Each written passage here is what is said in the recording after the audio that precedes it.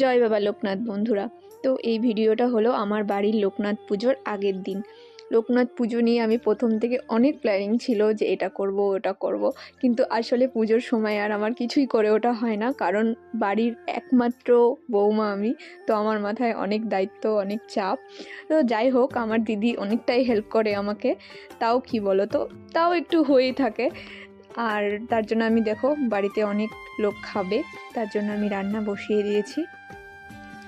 রান্না করতে আমি ছোট থেকেই ভালোবাসি, কিন্তু কি বলো তো, বিয়ের আগে শখে করতাম, এখন একটা দায়িত্ব করতেই হবে, তার জন্য করি। দুটোর মধ্যে একটু তফাৎ আছে, কিন্তু এখনও মোটামুটি ভালোই বাসি রান্না করতে। তো আমার রান্না সব কমপ্লিট। রান্না করে আমি স্নান করে সোজা চলে গেলাম মন্দিরে। মন্দিরে গিয়ে দেখলাম পুরো মন্দিরটাকে কি সুন্দর করে ফুল দিয়ে সাজিয়েছে দেখো। আর এখানে হবে আমাদের বিশ্ব শান্তি যজ্ঞ, তার জন্য প্রায় 1 কুইন্টাল কাঠ কিন্তু এখানে আছে।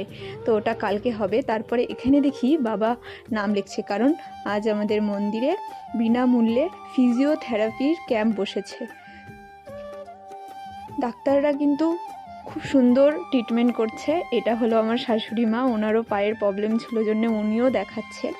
তারপরে ক্যাম্পের এখান থেকে আওয়াজ পেলাম যে পাশ দিয়ে আমাদের কালিয়াগঞ্জের নাট মন্দিরের যে কীর্তন হচ্ছে সেখানে শুরুর দিন, তো তার জন্য বিশাল একটা শোভাযাত্রা বেরিয়েছে। তো চট করে দৌড়ে গেলাম দেখার জন্য, কারণ আমার এগুলো দেখতে ভীষণ ভালো লাগে। তো দেখো গোপাল নিয়ে কি সুন্দর ঘুরছে। তারপরে ওখানে দাঁড়িয়ে দাঁড়িয়ে পুরো শোভাযাত্রাটা দেখলাম, অনেকটা বড় ছিল।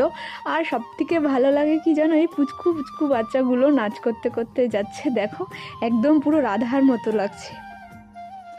এই কীর্তনটা কিন্তু আমাদের কালিয়াগঞ্জে 7 দিন ধরে হয়, অনেক বড়, বাইরে বাইরে থেকে লোকজন দেখতে আসে।